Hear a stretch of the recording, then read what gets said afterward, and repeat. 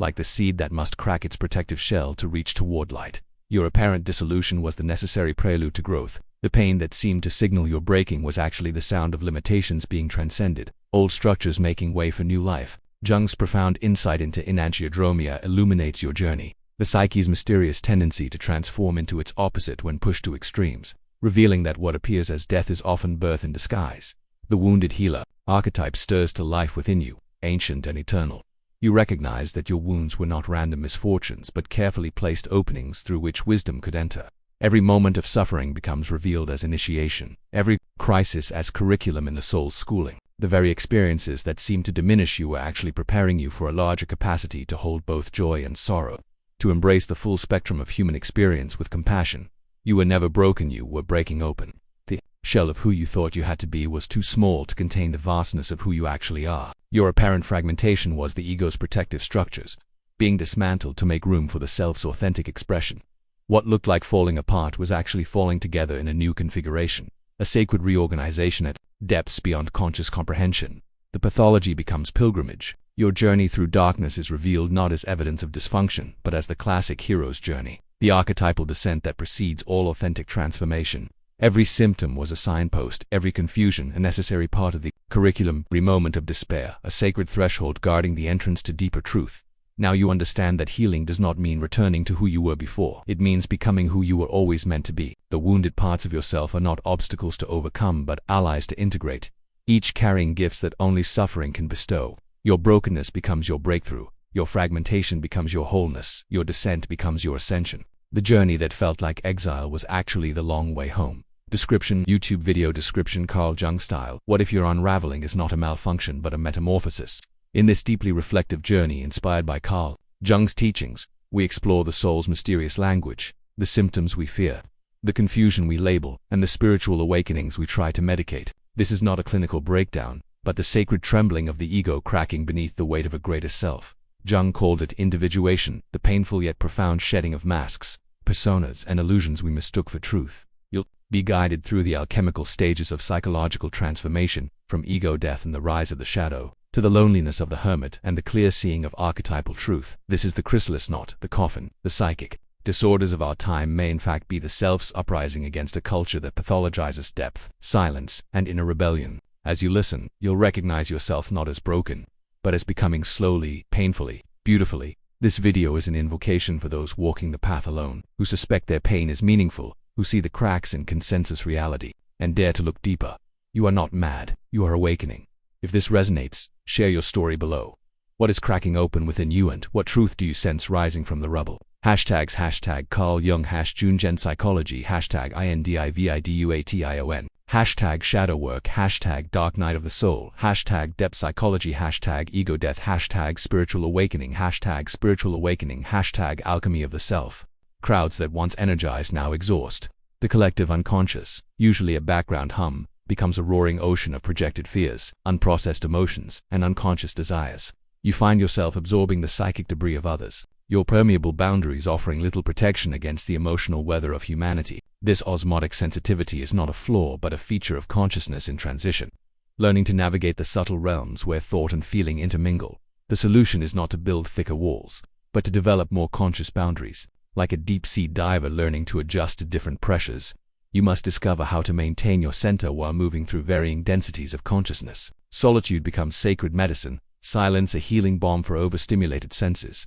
The hermit's retreat is not escapism but essential maintenance for an instrument that has been tuned to frequencies beyond the ordinary range. This heightened sensitivity serves the larger purpose of transformation. The chrysalis must be protected during metamorphosis, shielded from vibrations that might disturb the delicate process of becoming. Your increased sensitivity is the psyche's way of creating the conditions necessary for rebirth, ensuring that the tender shoots of new consciousness have space to emerge. Time has become a river flowing in all directions at once. The rigid architecture of past, present, and future, that construction project of the rational mind, begins to dissolve like sugar in rain. Childhood memories surface with such vivid immediacy that you can taste the summer air of decades past. Feel the texture of a long-lost blanket against your skin. These are not mere recollections but living presences, past selves, stepping forward to offer their particular wisdom to your current transformation. The future, once a distant country requiring careful planning and anxious preparation, now feels both utterly uncertain and strangely familiar, as if you are remembering events that have not yet occurred. Dreams leak into waking hours, prophetic visions blend with mundane Tuesday afternoons, and you find yourself living simultaneously in multiple temporal dimensions.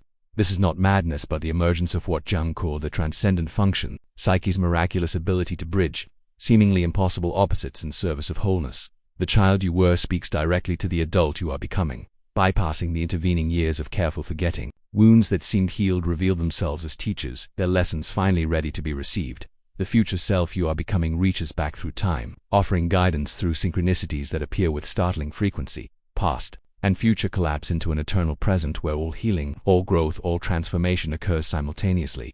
Your personal history reorganizes itself into a new narrative, one that makes sense of patterns you couldn't previously perceive. Events that seemed random reveal their hidden connections, forming a constellation of meaning that illuminates your journey toward authenticity. The story of your becoming was always present, waiting for consciousness to develop the eyes to read its archetypal significance. This temporal confusion is not dissociation but integration, the self gathering scattered fragments of experience, like a master storyteller weaving disparate threads into a coherent tapestry. Linear time is revealed as one of many possible ways of organizing experience, useful for practical navigation but inadequate for the deeper work of soul-making.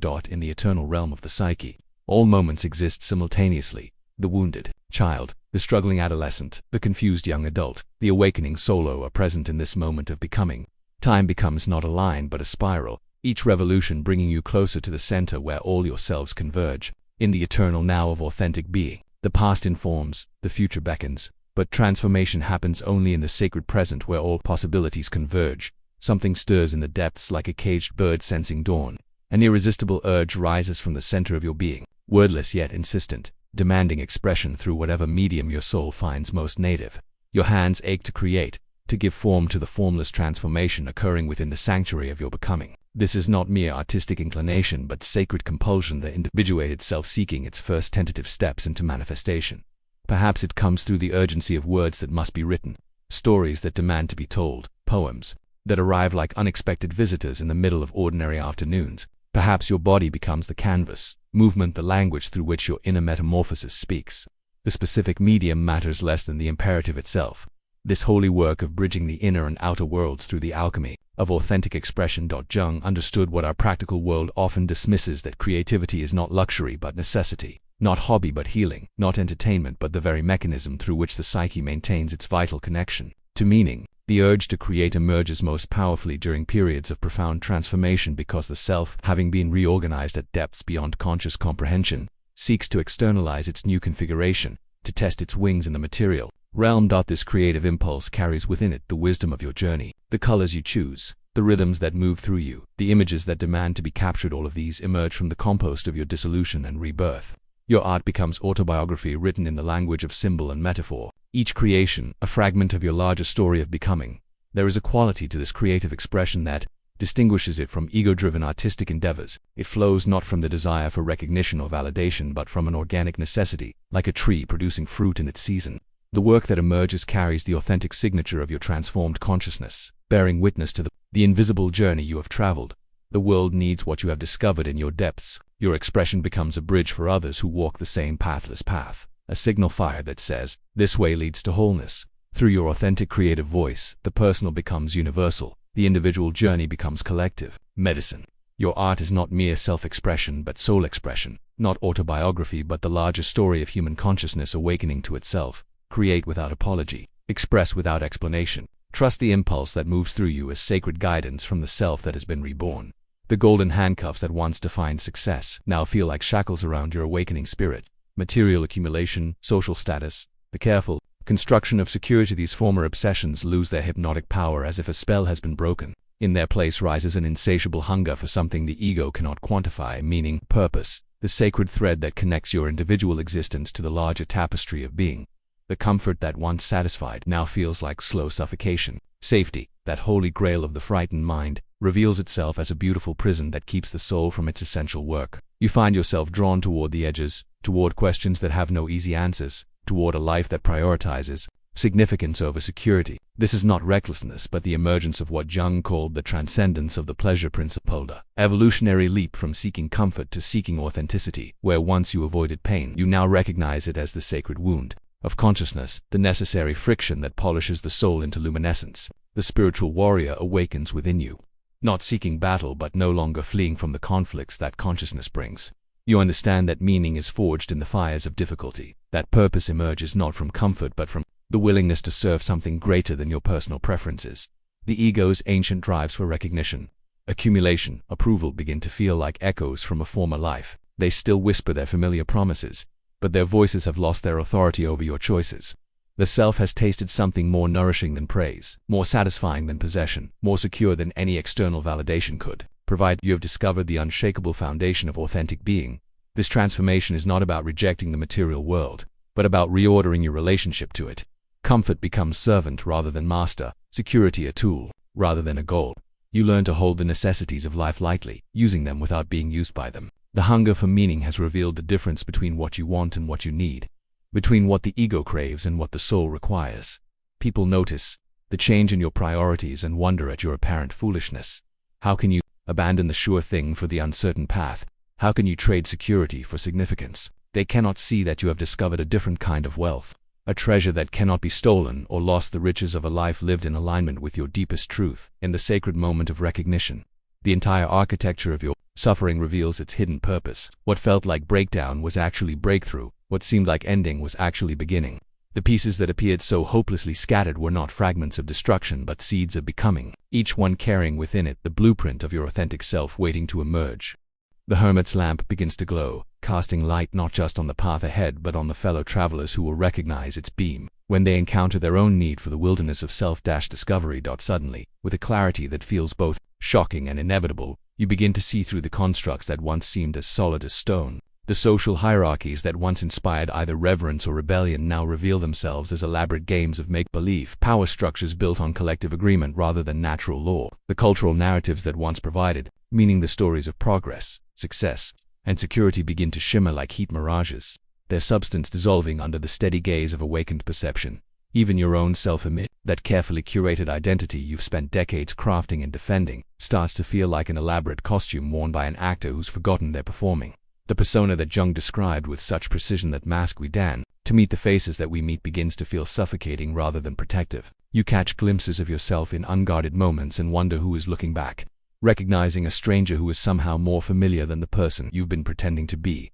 This transparency is not the cynicism of the disillusioned or the nihilism of the defeated. This is clarity, the emerging self's ability to perceive the archetypal patterns underlying surface appearances, to see through the mire of conventional reality to the deeper currents that move beneath the visible world. You begin to recognize the ancient dramas playing out in modern dress, the eternal struggle between order and chaos, the dance of creation and destruction, the endless cycle of death and rebirth that pulses through every human story. The world that becomes simultaneously more mysterious and more truthful, stripped of its false solidity. Reality reveals itself as far more magical than you ever imagined when you believed in its material limitations. The boundaries between inner and outer begin to blur. Synchronicities multiply like flowers blooming in an unexpected spring. Dreams and waking life begin to interpenetrate, each commenting on the other in an endless dialogue between conscious and unconscious. You realize that what you once took for reality was merely consensus, and what you're now experiencing is the dissolution of that consensus in favor of direct perception. The veil that separates the mundane from the sacred becomes so thin it's hardly there at all. Every encounter becomes potentially luminous, every ordinary moment pregnant with significance that extends far beyond its apparent circumstances. You are learning to see with the eyes of the self, and everything is transformed in that seeing. There is a wisdom in the flesh that speaks and whispers before it screams. Your body has become an oracle, delivering messages in the ancient language of sensation and symptom, fatigue and resistance. The exhaustion that settles into your bones is not mere tiredness, it is the weight of carrying what you have not yet learned to name. Sleep offers no sanctuary because the weariness lives deeper than dreams. In the marrow of your being, where old truths are being slowly dissolved, your shoulders carry the architecture of unexpressed grief. Your jaw holds the words you swallowed rather than speak. The tension in your neck is the rope bridge between heart and mind, strained by the crossing of contradictory truths. These are not ailments to be cured but communications to be decoded, each ache a syllable in the body's sacred text. Jung knew what the medical establishment often forgets, that the soma and psyche are not separate kingdoms but one territory viewed from different vantage points. The body is the unconscious made visible, the shadow cast in flesh and blood. When the mind refuses to acknowledge what seeks integration, the body becomes the messenger, delivering truths through the unmistakable clarity of physical sensation. The fatigue that no amount of rest can cure carries within it the exhaustion of maintaining a false self, of holding up masks that no longer fit the face beneath. Your body is staging a gentle revolution, refusing to sustain the energy required for elaborate performances of who you used to be. This is not breakdown but breakthrough of cellular wisdom, recognizing that transformation requires a different relationship with vitality itself. Strange sensitivities emerge like new organs of perception. Foods you once enjoyed now sit heavy in your stomach, as if your body has developed a more discerning palate for what truly nourishes. Sounds pierce more deeply, lights seem harsher, textures feel more intense. This is not hypochondria but organism recalibrating its instruments to detect the subtle frequencies of authenticity. The body remembers what the mind strategically forgets. It holds the imprint of every unlived moment, every suppressed impulse, every authentic response that was overruled by social conditioning. Now, in this time of awakening, these cellular memories rise to the surface like artifacts from an archaeological dig of the soul. Trust the intelligence of your flesh. Honor the messages written in tension and release, in the language of inflammation and healing. Your body is not betraying you. It is finally speaking the truth that your mind has been too afraid to voice. Listen with reverence to this ancient wisdom that predates thought. This biological scripture that remembers the path home to your deepest self. On the velvet theater of sleep, ancient dramas unfold with startling immediacy. Your dreams have become more vivid than waking life, more real than the daylight world of obligations and appearances. They arrive like emissaries from a realm where symbol and meaning dance together, where the collective unconscious whispers its eternal secrets through the language of image and archetype. The serpent appears in your nocturnal visions not as threat but as teacher, shedding its skin in an endless spiral of death and renewal. Water flows through your dreamscapes in torrents and trickles, sometimes as cleansing flood, sometimes as sacred baptism, always as the medium through which transformation moves. These are not random neural firings but carefully orchestrated communications from the depths of being, each symbol chosen with the precision of poetry. Jung understood what modern psychology often dismisses, that dreams are the self's attempt to restore balance to a consciousness grown too one-sided, too rigid in its definitions of reality. During awakening, this compensatory function intensifies. The psyche, sensing the momentous shift occurring within, sends increasingly urgent and elaborate messages through the medium of sleep. Your dreams become prophetic not because they predict the future, but because they reveal the eternal patterns that shape all becoming. Ancient symbols emerge from depths you didn't know you possessed. The wise old man appears at crossroads, offering riddles that unlock in daylight. The divine child plays at the edge of consciousness, reminding you of innocence waiting to be reclaimed. Death stalks through your sleep, not as ending but as gateway, each symbolic dying a rehearsal for the ego's necessary surrender. These nocturnal visions carry the weight of revelation. You wake with tears on your cheeks, though you cannot remember. Weeping, you wake with answers to questions you hadn't known how to ask. The boundary between dreamer and dreamed begins to dissolve as you recognize yourself in every figure, every landscape, every mythic encounter that unfolds behind closed eyes. Your dream journal becomes a sacred text, filled with fragments of wisdom that seem to emanate from a source beyond personal memory. The collective unconscious is speaking directly to your individual journey, offering guidance through the archetypal language that predates words. These dreams are not escapes from reality but invitations into a deeper reality, where transformation occurs in the realm of symbol before it manifests in the world of form. Trust these nocturnal teachers. They carry messages from the self that seeks to be born, using the ancient vocabulary of myth and metaphor to guide you through the labyrinth of becoming. The world has grown louder, brighter, more insistent in its demands upon your nervous system. What once felt manageable now overwhelms with startling intensity. The cacophony of the marketplace, the fluorescent assault of artificial lighting, the energetic residue that certain people leave in rooms, all of this penetrates your awareness with unprecedented clarity and unwelcome force. This is not weakness revealing itself but refinement, the psyche's protective response to a delicate process of metamorphosis occurring within, like a developing photograph emerging in the chemical bath of consciousness. Your awakening requires specific conditions, periods of darkness, careful handling, protection from harsh exposure. Your nervous system is undergoing a fundamental recalibration, learning to perceive dimensions of reality that were previously filtered out by the merciful limitations of ordinary consciousness.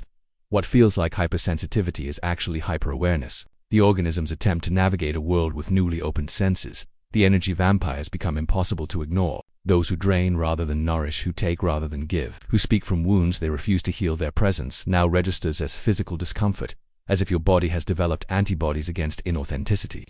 This is not judgment, but discernment. The awakening soul, learning to distinguish between what feeds and what depletes, between genuine connection and emotional 11 signs you're not broken. You're awakening. Carl Jung. In the depths of our modern confusion, we have forgotten the ancient art of reading the soul's language. We mistake the chrysalis for the grave, the cocoon for the coffin. What trembles beneath the surface of our carefully ordered lives is not decay but metamorphosis, yet we flee from this sacred unraveling as if it were death itself. Listen closely to the whispers that psychiatric manuals dismiss as disorder, that restlessness gnawing at your bones, that inexplicable sadness that arrives without invitation, that sudden questioning of everything you once held sacred. These are not symptoms of malfunction, but the first stirrings of consciousness expanding beyond its familiar prison. The soul speaks in paradox, and what appears as breakdown is often the ego's desperate resistance to the self's emergence from the depths. Jung understood what our age has forgotten. The psyche possesses its own intelligence, its own timing, its own sacred rebellions. When the unconscious begins its uprising against the false personas we've worn like armor, it does not announce itself with gentle pleasantries. It arrives like thunder, shaking the foundations of who we believed ourselves to be. The very symptoms we rush to silence with medication and distraction are sometimes the birth pangs of a larger self struggling to be born. We live in an era that has pathologized the soul's natural rhythms. Every descent into darkness is labeled depression. Every expansion of awareness is called mania. Every sacred pause in the relentless forward motion of productivity is diagnosed as dysfunction. Yet the alchemists knew what we have forgotten, that dissolution precedes coagulation, that death precedes resurrection, that the opus contra naturam requires us to move against the grain of conventional understanding. The great misunderstanding of our time is that we can heal by avoiding the wound, that we can become whole by rejecting the broken pieces of ourselves. But individuation, that sacred process by which we become who we truly are, demands we embrace the very contradictions our culture teaches us to eliminate. The shadow we cast in our flight from authenticity grows longer with each step away from the self. What if your breakdown is actually a breakthrough in disguise? What if the very thing you fear most, this unraveling of your carefully constructed identity, is precisely what your soul has been orchestrating all along? In the chrysalis of confusion, something eternal is taking shape, preparing for wings you cannot yet imagine. The first sign emerges like dawn breaking through familiar darkness, sudden, inexplicable dissatisfaction with the life you've carefully constructed. You wake one morning and the mirror reflects a stranger wearing your face, going through motions that once felt meaningful but now ring hollow as empty bells. Your achievements taste like ash in your mouth. Your relationships feel like performances on a stage where you've forgotten your lines. The daily routines that once provided comfort now feel like prison walls closing in with each repetitive day. This is not depression, though it may masquerade as such. This is not ingratitude for the blessings you've accumulated like treasures in a vault. This restlessness that moves through your bones like a river seeking the sea is the soul's pregnancy with its own becoming. Jung called this the beginning of individuation, that sacred process where the psyche outgrows its current container and seeks larger spaces to inhabit. The persona you've worn so skillfully, that mask crafted to meet the world's expectations, begins to crack like old paint under the pressure of an expanding self. The roles you've played, the successful professional, the devoted partner, the responsible parent, the good citizen, these identities that once felt seamless now chafe against something stirring beneath the surface. You find yourself asking questions that have no easy answers. Who am I beneath these layers of should and must? What does my soul hunger for beyond the feast of external validation? This discomfort is not a mistake to be corrected, but a message to be received. The unconscious, in its infinite wisdom, is preparing you for a molting, a shedding of the old skin that has grown too tight for the being you are becoming. Like the snake that must shed its skin or die, like the butterfly that must dissolve into liquid mystery before emerging with wings. You are being called to a transformation that requires the courage to become temporarily formless. The old skin served its purpose. It protected you through the seasons when you needed protection, gave you shape when you needed structure, allowed you to navigate a world that demands recognizable forms, but now it binds where it once bounded, limits where it once liberated. The soul has outgrown the container, and no amount of forcing will make the old boundaries expand to accommodate your expanding consciousness. A relentless questioning begins to consume you, like fire devouring old wood that has grown brittle with age. The beliefs you once held sacred, those inherited certainties passed down through generations like family heirlooms, suddenly feel foreign in your hands. You turn them over, examining them from angles you never thought to explore, and find them wanting. The religious doctrines that once provided comfort now ring hollow. The political ideologies that once stirred your passion now seem like costumes in a play you no longer wish to perform. The social conventions that once guided your choices now appear arbitrary, even absurd. That this is not mere intellectual rebellion, or the fashionable cynicism of our age. This is the shadow of doubt casting its necessary darkness over consciousness, forcing you to examine every assumption, every borrowed truth, every unquestioned inheritance that has governed your existence. Jung recognized this relentless inquiry as the psyche's attempt to distinguish between authentic wisdom earned through experience and the dogma we've swallowed whole without tasting. The mirror of self-reflection begins to crack, and through those Fractures seeps a terrible and wonderful light. You can no longer pretend that the face staring back is simply the sum of what others have told you about yourself. The stories that shaped your identity, the family myths, the cultural narratives, the personal legends you've constructed to make sense of your journey all begin to shimmer and dissolve, like mirages in the desert of deeper truth. This dissolution feels like death because, in a very real sense, it is. The death of false certainty, the death of unconscious inheritance, the death of the comfortable illusion that truth can be received rather than discovered. But from this death, something more authentic begins to emerge. Your questions become more penetrating than your answers ever were. Your doubt becomes more trustworthy than your former faith. The fire of inquiry burns through the accumulated debris of borrowed beliefs, clearing space for something unprecedented, your own direct encounter with reality. This is the shadow work that Jung knew was essential, not the integration of personal darkness alone, but the recognition of how much of what we call light is merely the reflection of others' illumination. Only when you've questioned everything can you begin to discover what remains unshakable in the crucible of honest doubt. A profound isolation settles over you like snow falling in the depths of winter, covering the familiar landscape of your social world until it becomes unrecognizable. Even in crowded rooms, surrounded by the warm bodies and animated voices of friends and family, you feel like a visitor from a distant country where they speak a language you're still learning to forget. Their concerns, the office politics, the weekend plans, the endless commentary on celebrities and weather seem to float past. You're like conversations overheard through water. This is not the loneliness of the unloved or the abandoned. This is the loneliness of the seeker, the inevitable isolation that accompanies any genuine departure from the collective unconsciousness that cradles most of humanity in its comfortable stupor. You have begun to ask questions that have no place at dinner parties, to experience realities that don't fit into casual conversation. How do you explain the dissolution of your former self to someone who has never questioned theirs? How do you describe the vertigo of seeing through cultural constructions to someone who finds security in their solidity? The Hermit archetype awakens within you, that ancient figure who withdraws from the marketplace of human interaction to tend the inner fire that illuminates the path ahead. This withdrawal is not misanthropy but necessity, the recognition that the deep work of individuation requires a quality of solitude that cannot be found in the constant company of others. You must learn to befriend your own darkness before you can genuinely encounter the light in another. Friends may interpret your new distance as depression or arrogance, as if you've suddenly decided you're too good for their company. They cannot understand that you've not moved away from them but deeper into yourself, that your apparent absence is actually a more profound form of presence. You are learning to inhabit your own skin more fully, which sometimes requires stepping back from the roles and relationships that once defined your boundaries. This loneliness is fertile, pregnant with possibilities that can only emerge in silence. In the spaciousness of solitude, you begin to hear the voice that has been speaking beneath the noise of social expectation all along, your own authentic voice, perhaps rusty from disuse but unmistakably yours.